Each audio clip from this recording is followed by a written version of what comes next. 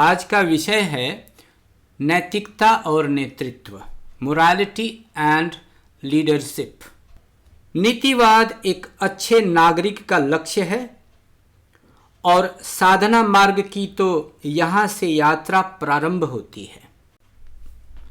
एक old wisdom है और लोग कहते भी हैं कि when wealth is lost nothing is lost, when health is lost something is lost, and when character is lost everything is lost. तो आज का जो विषय है वो है नीति और नेतृत्व। नीति क्या है? What is morality? नीति शब्द का भावार्थ है जिसमें ले चलने का भाव हो। नीति साधना मार्ग का प्रथम बिंदु है। नीति यदि मनुष्य को पूर्णता के मार्ग में अग्रसर होने के लिए पाथेय न प्रस्तुत करे तो उसे नीति नहीं कहा जा सकता। जिसमें सचमुच आगे ले चलने का गुण है, जिसमें सचमुच प्रेरणा देने की विशेषता है, वह किसी खास देश, काल या पात्र में सीमित होकर अपना गति धर्म नहीं खो सकता। इसलिए नीति एक लिविंग फोर्स है जिसकी साधना मानस सत्ता को अधिकतर मननशीलता के माध्यम से सूक्ष्म में, परम प्रज्ञा में सुप्रतिष्ठित कर सकती है, जहाँ से मनुष्य को और कहीं ले चलने का प्रश्न ही नहीं रह जाए। वहाँ तक चलने की प्रेरणा दे सकने में नीति नाम की सार्थकता है। The derivative meaning of the word niti, that is morality, is that which contains the principle of leading. It is the starting point on the path of spiritual practices. But this is not the only significance of morality. If morality fails to provide human beings with adequate guidance about how to move towards perfection, it does not deserve to be called morality. As morality is distinguished by its capacity to lead and inspire human beings, it cannot afford to lose its dynamic nature by limiting itself to a specific time, place, and person. Morality is a living force, the practice of which makes the mind increasingly contemplative, thereby establishing it in supreme subtlety, in supreme cognition. There is a state from which human being cannot be led to some other state. The question does not arise. Morality is only worthy of the name if it can inspire human beings to reach that state. अब आते हैं कि नीतिवाद, मोरलिज्म क्या है? नीतिवाद क्या है? नीतिवाद भाववादियों का, idealist का कोई स्वप्न विलास, ख्याली पुलाव नहीं है और जड़वादियों, मेटेरियलिस्ट की आवश्यकताओं की पूर्ति के लिए व्यवस्था मात्र भी नहीं है। नीतिवाद एक ऐसा वाद है जो लोकायत वस्तु, एथेइस्टिक ऑब्जेक्टिविटी को लोकोत्तर प्रज्ञा भाव, सुप्रामंडेन इंट्यूशन में मिला देने की सारी संभावनाएं लेकर मनुष्य के सम्मुख प्रस्तुत रहता है। नीतिवाद को आत्मस्थ करने का अभ्यास जीवन में उसी समय आरंभ करना होगा जिस समय उसमें क्रियाशीलता का बीज अंकुरित होता है। यह क्रियाशीलता से तात्पर्य सामाजिक कार्यों से है। इस दृष्टि से शिशु का मन ही नीतिवाद को ग्रहण करने के लिए सबसे उपयुक्त भूमि है। That formative age of children is a right stage to teach morality. किंतु यह नीति शिक्षा देगा कौन? माँ बाप और शिक्षक। यह स्मरण रखना होगा कि जिस नीतिवाद पर मनुष्य का अस्तित्व आधारित है, वह नीतिवाद जब मनुष्य को अंत में मानवता के चरम विकास के स्तर तक पहुंचा दे, यथार्थ में तभी उसका व्यवहारिक मूल्य प्राप्त होगा। नीतिवाद के स्फुरण से लेकर विश्व मानवता में प्रतिष्ठा, इन दोनों के बीच जो अवकाश है, जो गैप है, उसके अतिक्रम करने के मिलित प्रयास का ही नाम है सामाजिक प्रगति। और जिन लोगों ने मिलजुल कर चेष्टा की है, जो इस गैप को, जो इस अवकाश पर विजय पाने के प्रयास में रत रहे हैं, उन्हें एक समाज कहा जा सकता है, या उन्हें एक समाज कहा जाएगा, या उनको ही एक समाज कहा जाएगा। फिर आती है बात नेतृत्व की धारणा का इतिहास एवं नेतृत्व का संकट, लीडरशिप क्राइसिस, जो हम आज देखते हैं चारों तरफ, एवं सद्विप्र नेतृत्व। प्रत्येक युग में नेतृत्व का अभाव रहा है। अपने अपने चिंतन धारा के आधार पर जितने भी दार्शनिक आए, सब ने अपना अपना मत नेतृत्व को लेकर दिया है कि नेतृत्व कैसी होनी चाहिए। जैसे ग्रीक दार्शनिक प्लेटो ने कहा कि समाज का नेतृत्व एवं दिशा निर्देश दार्शनिक सम्राट, फिलोसोफर किंग द्वारा होना चाहिए। इसी तरह से जर्मन दार्शनिक हेगेल ने कहा कि समाज का नेतृत्व राज्य, दैट इज स्टेट, हारा होना चाहिए, यानी संस्थागत नेतृत्व होना चाहिए, और लोगों को इस व्यवस्था में अभिलाषा एवं विश्वास होना चाहिए।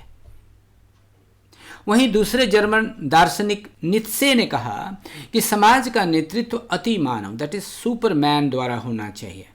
चीनी दार्शनिकों ने कहा कि समाज का नेतृत्व संतों के, सेजेस के हाथ में होना चाहिए, या सेजेस द्वारा होना चाहिए। कन्फ्यूशियस नामक दार्शनिक ने भी यही कहा कि समाज का नेतृत्व संतों द्वारा होना चाहिए। कुछ लोगों ने महान व्यक्तित्व एवं बौद्धिक नेतृत्व, that is great man and intellectual leadership की बातें की हैं। साम्यवाद के प्रतिपादक कार्ल मार्क्स ने कहा कि समाज का नेतृत्व सर्वहारा वर्ग, प्रोलेटेरिएट के एक छत्र राज्य द्वारा होना चाहिए। अंत में श्री पी.आर. सरकार ने कहा कि समाज का नेतृत्व सद्विप्रों के द्वारा होना चाहिए, सद्विप्रों के सामूहिक नेतृत्व द्वारा होना चाहिए। उपरोक्त 8 प्रकार के नेतृत्व की धारणा में यदि श्री पी.आर. सरकार के सद्विप्र नेतृत्व की धारणा को छोड़ दें, तो अन्य बाकी 7 प्रकार के नेतृत्व समाज को नेतृत्व प्रदान करने में असफल रहे हैं। कारण इनके पास सर्वस्पर्शी जीवन दर्शन का अभाव रहा है। विभिन्न दार्शनिकों द्वारा दी गई व्याख्याएं विभिन्न कारणों से सत्य सिद्ध नहीं हुई तथा नेतृत्व की धारणाएं असफल रहीं, लेकिन श्री पी.आर. सरकार की धारणा, सद्विप्र नेतृत्व की धारणा, इस उभरते नए विश्व परिवेश में सत्य के ज़्यादा करीब है, क्योंकि सद्विप्र बौद्धिक तथा आध्यात्मिक क्रांतिकारी हैं। They are intellectuals and spiritual revolutionary. वे 4 प्रकार के गुणों को एक साथ धारण करते हैं, जैसे शूद्र, छत्र, विप्र एवं वैश्य। दूसरे शब्दों में श्रमिक सेवा, सैनिक सेवा, बौद्धिक सेवा एवं व्यवसायी या वैश्य सेवा। श्री सरकार के मतानुसार समाज चक्र धारा में इन्हीं 4 वर्णों की प्रधानता रहती है और सद्विप्र समाज चक्र के केंद्र में अवस्थित रहेंगे और समाज चक्र के गतिमान अवस्था में जब कभी भी कोई वर्ग, चाहे वो वॉरियर हो, इंटेलेक्चुअल हो अथवा कैपिटलिस्ट हो, शासक की भूमिका के साथ साथ शोषक की भूमिका में पदार्पण करेगा, तब ये सद्विप्र सामाजिक, आर्थिक, राजनीतिक कल्याणार्थ समूह मनोधारा, कलेक्टिव साइकोलॉजी को शिक्षित करेंगे, प्रशिक्षित करेंगे और समाज को शोषण मुक्त करने में अहम भूमिका निभाएंगे। अब हम आते हैं सद्विप्र एवं उनका सामूहिक नेतृत्व। नव नेतृत्व का सृजन पथ या सद्विप्र निर्माण युग संधि काल की अनिवार्य आवश्यकता। यदि हम वर्तमान सामाजिक, आर्थिक, राजनीतिक, सांस्कृतिक संकट को केंद्र में रखकर विश्व का विश्लेषण करें तो हम आसानी से समझ सकते हैं कि हमारा विश्व एक युग संधि काल, ट्रांजिशनल पीरियड से होकर गुजर रहा है। युग संधि काल का अर्थ है पुरातन मूल्यों का अवसान और जीवन के नूतन मूल्यों का अभ्युदय।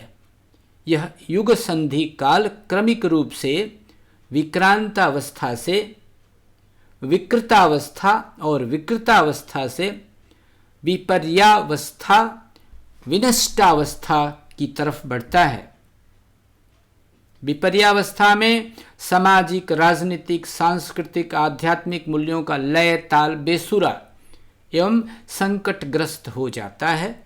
मानवीय इतिहास के इस बेला में एक आदर्शगत दार्शनिक शून्यता तथा नेतृत्व का संकट जीवन के प्रत्येक पद विक्षेप में स्पष्ट रूप से दृष्टिगोचर होता है, जो आज हो रहा है। वर्तमान सामाजिक व्यवस्था शोषण युक्त हो जाती है और उचित तथा कारगर ढंग से लोगों को कल्याणकृत करने में असमर्थ हो जाती है। इस संबंध में हमें वर्तमान सामाजिक, आर्थिक, राजनीतिक व्यवस्था के विश्लेषण एवं निदान की आवश्यकता पड़ती है। उच्चतम दायित्व नेताओं पर है। श्री प्रभात रंजन सरकार ने कहा, राजनीति न तो मेरा व्यवसाय है न जीविका है। मैं इतिहास का एक विद्यार्थी हूँ। मैं उस भयानक चित्र को प्रस्तुत करना अपना कर्तव्य समझता हूँ जिसे मैं भारत के प्रसंग में मन में स्पष्ट रूप से देखता हूँ, ताकि भावी इतिहासकार मुझे दोष न दें। इस संबंध में उच्चतम दायित्व देश के नेताओं पर है।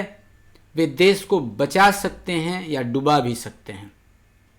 भारत की रक्षा के लिए वर्तमान नेताओं को तुरंत भारतीय जनता को एक सशक्त राष्ट्र या शक्तिशाली बहुराष्ट्रीय इकाइयों में बदलने के लिए एक नीति का खाका तैयार करना चाहिए। इस विषय में शब्दों का बहाना या इंद्रजाल देश हित की दृष्टि से बड़ा घातक होगा। ऐसा नहीं करें तो मुझे भय है किसी भी क्षण भारत की राजनीतिक एकता और भौगोलिक अखंडता आक्रांत हो सकती है, विशेषतः तब जब देश में विखंडन की प्रवृत्ति सक्रिय हो। हमें नहीं भूलना चाहिए कि अतीत काल में यह एकता का अभाव ही था जिसने कई बार भारत को दासता के अधीन किया। यदि इस वर्तमान स्थिति में भी एकता की कमी हो तो यह समझना होगा कि भारत बौद्धिक दृष्टि से दिवालिया हो गया है। मैं आशावादी हूँ। मैं आशा करता हूँ कि नेता अपनी भूलों का अनुभव करेंगे और साहस के साथ वस्तु स्थितियों का सामना करेंगे। यदि वे ऐसा करने में विफल होते हैं तो भावी भारत नए नेताओं की सृष्टि करेगा और वे भावी नेता ध्वंस से भारत को बचाएंगे। भारत मरेगा नहीं। श्री प्रभात रंजन सरकार। नेतृत्व के कुछ आवश्यक गुण एवं योग्यताएं। Leader means one who leads, a guide, एक नायक, एक सरदार, अगुआ, मार्गदर्शक, प्रवर्तक, इसको हम नेतृत्व कहते हैं। दूसरा है मॉरलिस्ट, उच्च नैतिकता होनी चाहिए। तीसरी बात है उनमें डिवोशन होना चाहिए, भक्ति का पथ का राही होना चाहिए। करेजियस, साहसी हो। Knowledge of socio economic, political, philosophy, सामाजिक, आर्थिक, राजनैतिक दर्शन का ज्ञान हो। नैतिकता की वज्र कठोर भूमि पर आधारित आध्यात्मिक जीवन का अथवा आध्यात्मिक साधक हो। इंटेलिजेंट हो, बुद्धिमान हो, निपुण हो, चतुर हो। डिसिप्लिन हो, अनुशासन प्रिय हो। सिंसियरिटी, निष्कपटता होनी चाहिए। ईमानदारी एवं सच्चाई होनी चाहिए। न्यू ह्यूमनिस्ट आउटलुक होना चाहिए। नव्य मानवतावादी दृष्टिकोण रखने वाला होना चाहिए। ओबीडियंस, आज्ञाकारिता होनी चाहिए। अंतर्दृष्टि होनी चाहिए। दूरदृष्टि होनी चाहिए। परिणाम दृष्टि होनी चाहिए। आदर्श के प्रति कट्टरता एवं निष्ठा। ठोस ज्ञान एवं शीघ्र निर्णय लेने की क्षमता। शारीरिक रूप से स्वस्थ, मानसिक रूप से मजबूत और आध्यात्मिक रूप से उन्नत, physically fit, mentally strong and spiritually elevated. आगे सामाजिक सेवा भावना होनी चाहिए, उनमें सोशल सर्विस की भावना होनी चाहिए। 19वां गुण है सर्वहित की भावना से संप्रेरित जीवन दर्शन, ideology for the welfare of all. स्वार्थ शून्य हो एवं परमार्थ पूर्ण जीवन बिताते हों। सेवा के बाद कुछ पाने की भावना नहीं रहे। कर्तृत्वाभिमान त्याग भी होना चाहिए। नाम, यश, प्रशंसा की भूख नहीं हो। परम पुरुष को यंत्री और अपने को यंत्र समझकर कर्तव्य, कर्म एवं सेवा भाव में लगे रहना चाहिए। लगनशील होना चाहिए, विनयी होना चाहिए, सहिष्णु होना चाहिए, क्षमाशील होना चाहिए, मधुर भावी होना चाहिए, मधुर भाषी होना चाहिए, निष्ठावान हो, नेतृत्व क्षमता, व्यवस्था तथा तकनीकी ज्ञान हो, capacity to learn the society and knowledge of the techniques to control society. और उनमें त्याग की भावना होनी चाहिए, सेक्रीफाइस की भावना होनी चाहिए। They should become great by there morality, bye their service and by their sacrifice. तो सद्विप्र नेतृत्व के कुछ आवश्यक चारित्रिक गुण भी होने चाहिए, that is qualities of sadvipra leadership. सद्विप्र की पहचान क्या है? Sadvipras are those who all efforts are directed towards the attainment of the Ananda. They are also conscious of Asti and do not lack in the 6 factors of Bhati. They are strong in morality and are always ready to wage war against immoral activities. सद्विप्रों में क्षत्रिय का गुण साहस, विप्र का गुण ज्ञान, वैश्य का गुण व्यापार तथा शूद्र का गुण सेवा, ये सभी गुण एक साथ जिस व्यक्ति में विद्यमान होंगे वही सद्विप्र हैं। सन्यासी सद्विप्र में 4 गुणों का समावेश, तर्क में आचार्य शंकर की तरह, शंकराचार्य की तरह एवं स्वामी विवेकानंद की भांति, सेवा में ईसाई मिशनरियों की तरह तथा विवेकानंद की भांति, संघर्ष में गुरु गोविंद सिंह एवं वीर शिवाजी की भांति, साधना और तप में भगवान महावीर और महात्मा बुद्ध की भांति। चौथा क्वालिटी है सद्विप्र की 5 पहचान है। वे सर्वत्यागी होंगे, जीवों के कल्याण के लिए नियोजित प्राण होंगे, चतुर्वर्णों के सारे वैशिष्ट्य जिनमें एक साथ होंगे, जो शारीरिक रूप से स्वस्थ, मानसिक रूप से मजबूत तथा आध्यात्मिक रूप से विकसित होंगे। They will become great by their sadhana, by their service and by their sacrifice. जनसाधारण पर उनका प्रभाव असीम रूप से रहेगा तथा जो समाज चक्र के केंद्र में अवस्थित रहकर समाज चक्र, दैट इज सोशल साइकिल को नियंत्रित करेंगे। यम नियम यानी नैतिकता में प्रतिष्ठित व्यक्ति ही सद्विप्र हैं। ऐसे ही सद्विप्रों के हाथों में नेतृत्व की बागडोर होनी चाहिए, जिनका आदर्श आचरण हो, निस्वार्थ सेवा कर सकें, कर्तव्य परायणता हो, नैतिक दृढ़ता हो, जिनका जीवन दर्शन सही हो। सद्विप्रों के 10 लक्षण बतलाए गए हैं। According to present society should be controlled and guided by those who firmly follow the principles of Yama and Niyama. यम नियम में प्रतिष्ठित नेतृत्व, who are socio-politically conscious, सामाजिक राजनैतिक चेतना जिनमें हो, who have sacrificing nature, त्याग की भावना स्वभाव में हो, who are well disciplined, पूर्णतः अनुशासित लोग हों, who is service minded, सेवा मनस्तत्व वाला नेतृत्व हो, who have neo humanistic outlook, free from all geo sentiment, socio sentiment, pseudo human sentiment, उन्हें नव्य मानवतावादी होना होगा, who have sense of duties and responsibilities, कर्तव्य एवं उत्तरदायित्व का बोध हो, इसको कहते हैं एडवांस्ड सेंस ऑफ रिस्पॉन्सिबिलिटी हो, who have sound knowledge of the ideology and ideological firmness, आदर्श का ज्ञान हो और आदर्श में दृढ़ हो, उनके आदर्श में दृढ़ता दिखे, who is well educated, शिक्षित और प्रशिक्षित हों, who have last but not least devotion, भक्ति, उनमें भक्ति होनी चाहिए, सरेंडर होना चाहिए, they should be like an instrument in hand of God।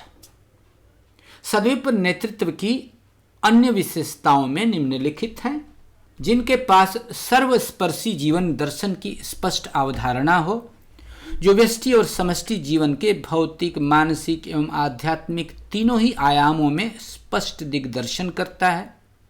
सद्विप्र value oriented intellectuals होते हैं। मूल्य स्पंदित बुद्धिजीवी, ये ऐसे बुद्धिजीवी होंगे जो पैसे पर नहीं बिकते, जबकि टेक्नोक्रेट ओरिएंटेड इंटेलेक्चुअल्स, तकनीकी स्पंदित बुद्धिजीवी एवं पॉलिसी ओरिएंटेड इंटेलेक्चुअल्स, नीति स्पंदित बुद्धिजीवी पूंजीपतियों के दलाल होते हैं और पैसों पर बिक जाते हैं, जैसे टेक्नीशियंस, इंजीनियर्स, पॉलिटिशियंस एट्सेट्रा। वे सभी वर्णों के स्वामी होते हैं, परंतु वे किसी खास वर्ग या वर्ण या जाति के नहीं होते। जब कोई शासक शोषक की भूमिका में पदार्पण करेगा तो सद्विप्र उनके विरुद्ध समूह मनोधारा, कलेक्टिव साइकोलॉजी को शिक्षित प्रशिक्षित करके जनहित में शोषण का अंत करेंगे। सद्विप्रों का सारा प्रयास आनंद की प्राप्ति की तरफ होगा और जिनकी प्रकृति अन्याय, शोषण एवं भ्रष्टाचार के विरुद्ध लड़ने की है, समाज को दिशा देने की क्षमता एवं गुण जिनमें है तथा जो जनता के निकट संपर्क में रहेंगे, जो षोडश विधि में 16 पॉइंट्स में दृढ़ है, जनसाधारण के सहयोग को, जो अपनी साधना, सेवा एवं त्याग से अपने बस में रखते हैं, अपने लगातार कार्यों से जो दीन दुखी संसार को राहत पहुंचाते हैं, जिनकी गति एकांत की जगह सामूहिक कल्याण की तरफ, कष्ट से खुशहाली की तरफ, सबके साथ शरीक होने की तरफ, पागलपन से उपचार की तरफ एवं बंधन पूर्ण जीवन से मोक्ष एवं मुक्ति की तरफ होती है, जो समाज को रोशनी देने वाले, नई पीढ़ी एवं सभ्यता के अग्रदूत और मानवता की सबसे उच्चतम अभिव्यक्ति हैं। जो सद्विप्र ऐसे डेडिकेटेड वर्कर्स, सर्वत्यागी कार्यकर्ता हैं, अक्रिय साक्षी नहीं हैं। उन्हें देखना होगा कि कोई भी व्यक्ति या वर्ग दूसरे का शोषण न करे, भले इसके लिए उन्हें हिंसा का रास्ता भी क्यों न अख्तियार करना पड़े। वे शक्ति प्रयोग, बौद्धिक क्रांति एवं चुनाव लड़कर प्रजातंत्र में आगे बढ़ते हैं। हिंसा और शक्ति का प्रयोग दोनों एक चीज नहीं है, लेकिन कहीं कहीं शक्ति के प्रयोग का फल हिंसापूर्ण हो उठता है, यद्यपि वहां पीड़ा पहुंचाने का विचार मन में नहीं रहता। परिस्थिति के दबाव में पड़कर जिन लोगों के विरुद्ध इस प्रकार का बल, जिसका परिणाम हिंसापूर्ण होता है, प्रयोग किया जाता है, उन्हें संस्कृत में आततायी कहा जाता है। क्षेत्रदारापहारिश्च शस्त्रधारी धनापहाः अग्निदगर्धश्चैव खड़ेते याततायिनः। अर्थात जो बलपूर्वक तुम्हारी जमीन जायदाद पर तुम्हारा अधिकार करना चाहता हो, जो तुम्हारे पत्नी या किसी महिला का अपहरण करना चाहता हो, जो शस्त्र लेकर तुम्हारी हत्या करने आया हो, जो तुम्हारा धन लूटना चाहता हो, जो तुम्हारी घर में आग लगाना चाहता हो, या जो तुम्हें विष देकर मार डालना चाहता हो, उसे आततायी कहा जाता है। इसलिए यदि कोई व्यक्ति राष्ट्र की तरफ से किसी दूसरे राष्ट्र का पूरा या उसका कोई हिस्सा दखल करना चाहे, तो उस आक्रमण करने वाली शक्ति का शस्त्र के साथ सामना करना अहिंसा नीति के विरुद्ध नहीं है, बल्कि ऐसे अवस्था में अहिंसा नीति की गलत व्याख्या करने से, अर्थात हिंसा और शक्ति के प्रयोग को एक समान लेने से जनसाधारण को दीर्घकाल तक धन हानि, मनस्ताप और अन्यान्य बहुत तरह के दुख कष्ट भोगने पड़ते हैं। यहाँ तक कहा गया है, when the earth will become old, they will lead human beings to other planets by directing scientific endeavors. Nuclear revolution brought about only by सद्विप्रस. सद्विप्र वैसे नेतृत्व के पनपने का अवसर आने ही नहीं देंगे जिसको श्री सरकार ने मानव देहधारी पिशाच, डेमन इन ह्यूमन स्ट्रक्चर कहा है, जैसे हिटलर, स्टालिन इत्यादि. सद्विप्रों का कर्तव्य होगा कि वे कभी भी किसी भी मनुष्य से घृणा नहीं करेंगे. They love all and hate none. प्रत्येक मनुष्य को ही अपने जीवन को सुंदर ढंग से बनाने में उत्साह देंगे. किसी को भी किसी अवस्था में यह सोचने का मौका नहीं मिलेगा कि उसका जीवन व्यर्थ हो गया. सद्विप्र जो अपराध संहिता या दंड संहिता बनाएंगे उसमें मनुष्य को दंड देना नहीं, मनुष्य का संशोधन करना ही उद्देश्य होगा. कारागार न बनाकर वे बनाएंगे संशोधनागार. सद्विप्रों का जीवन दर्शन होगा morality is the base, sadhana is the means and life divine is the goal. सद्विप्र संतुलित व्यक्तित्व वाले होंगे. Balanced personality means ability to perform physical, protective, intellectual and financial services to others. पूर्ण संतुलित व्यक्तित्व यानी शारीरिक, मानसिक, आध्यात्मिक रूप से वे विकसित होंगे और सरकार से कम संबंधित तथा समाज के दिशा दृष्टि, स्वस्थ नियमों एवं शासन से ज़्यादा संबंधित रहेंगे. सद्विप्रस whose mental waves flow in a straight line, bordering on intuition, are called Sadvipras. Sadvipras are guided not only by social values that changes with time, but also by cardinal human values and intuition. They are spiritual moralistic Sadvipras. They are spiritual moralistic sadhakas, responsible for turning the wheel of the social cycle. The moment they find that the social values of any age have degenerated towards prayer, they understand to reestablish the eternal cardinal values based on dharma. They turn the wheel of social cycle of Vaishyan era back to Kshatriya era and restart the social movement. 4 युगों एवं 4 वर्णों का नियंत्रण में प्रतिनिधि हैं. Sadvipra as play a watchdog role in the society rather than a political one. Sadvipras are also called spiritual moralistic soldiers. The Sadvipras fight against immoral forces, a relentless fight without any concern for the self. The Sadvipras often put themselves into the grave danger in order to promote the interest of the collective body. When the social values trample upon the cardinal values, the Sadvipras come onto the scene. They accelerate the social cycle by producing the antithesis appropriate to the need of the day. They ensure that in the final synthesis, fundamental principles of Prauth are upheld. सद्विप्रों का सामूहिक नेतृत्व. सद्विप्रों के board में शामिल रहेंगे 5 प्रकार के boards जो सोशल बोर्ड्स के नाम से जाने जाएंगे और सद्विप्रों का यह बोर्ड सरकारी तंत्र के समानांतर निचले स्तर से ऊपरी स्तर तक खड़ा रहेगा और उस पर हमेशा नज़र बनाए रखेगा. वे बोर्ड हैं legislative board of sadvipras, executive board of sadvipras, judiciary board of sadvipras and sub-boards of Sadvipras for various branches of administrations. And then the 5th will be the Supreme Board of Sadvipras. Sadvipra Board एक policy making body है. सरकार का काम उस policy को लागू करना होगा. सुप्रीम सद्विप्रास बोर्ड फाइनल अथॉरिटी के रूप में काम करेगा. इस प्रकार हम देखते हैं कि प्रौथ के पॉलिटिकल इकोनॉमी के 3 चरण हैं. three tiers of Proud's political economy. World government based on democratic values with its legislative, executive and judiciary wings.